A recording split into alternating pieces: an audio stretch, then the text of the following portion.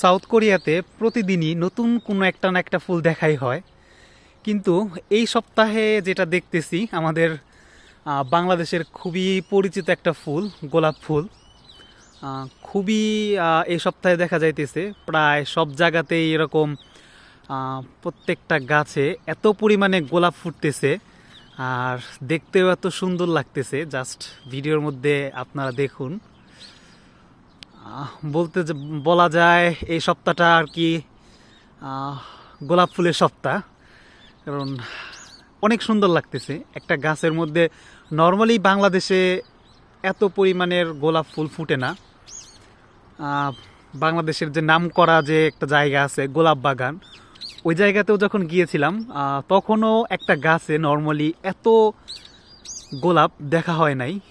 তো দেখুন কি পরিমাণে গোলাপ আর কি এক একটা গাছে ফুটছে।